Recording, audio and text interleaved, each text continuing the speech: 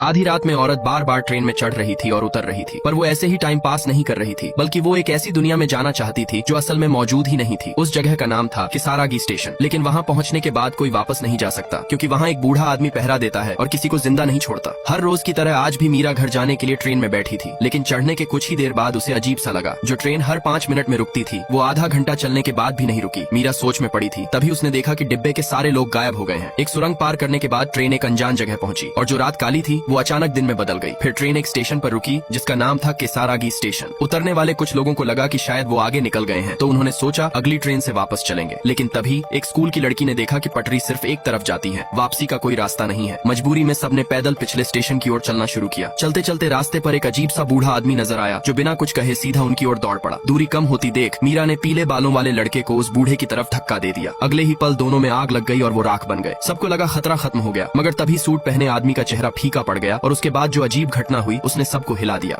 आधी रात में औरत बार बार ट्रेन में चढ़ रही थी और उतर रही थी, पर वो ऐसे ही टाइम पास नहीं कर रही थी, बल्कि वो एक ऐसी दुनिया में जाना चाहती थी जो असल में मौजूद ही नहीं थी। उस जगह का नाम था किसारागी स्टेशन। लेकिन वहाँ पहुँचने के बाद कोई वापस नहीं जा सकता, क्योंकि वहाँ एक बूढ़ा आदमी पहरा देता है और किसी को जिंदा नहीं छोड़ता। हर रोज की तरह आज भी मीरा घर जाने के लिए ट्रेन में बैठी थी, लेकिन चढ़ने के कुछ ही देर बाद उसे अजीब सा लगा। जो ट्रेन हर 5 मिनट में रुकती थी, वो आधा घंटा चलने के बाद भी नहीं रुकी। मीरा सोच में पड़ी थी। तभी उसने देखा कि डिब्बे के सारे लोग गायब हो गए हैं। एक सुरंग पार करने के बाद ट्रेन एक अनजान जगह पहुंची और जो रात काली थी वो अचानक दिन में बदल गई। फिर ट्रेन एक स्टेशन पर रुकी जिसका नाम था किसारागी स्टेशन। उतरने वाले कुछ लोगों को लगा कि शायद वो आगे निकल गए हैं, तो उन्होंने सोचा अगली ट्रेन से वापस चलेंगे। लेकिन तभी एक स्कूल की लड़की ने देखा कि पटरी सिर्फ एक तरफ जाती है, वापसी का कोई रास्ता नहीं है। मजबूरी में सबने पैदल पिछले स्टेशन की ओर चलना शुरू किया। चलते चलते रास्ते पर एक अजीब सा बूढ़ा आदमी नजर आया, जो बिना कुछ कहे सीधा उनकी ओर दौड़ पड़ा। दूरी कम होती देख मीरा ने पीले बालों वाले लड़के को उस बूढ़े की तरफ धक्का दे दिया। अगले ही पल दोनों में आग लग गई और वो राख बन गए। सबको लगा खतरा खत्म हो गया, मगर तभी सूट पहने आदमी का चेहरा फीका पड़ गया और उसके बाद जो अजीब घटना हुई उसने सबको हिला दिया।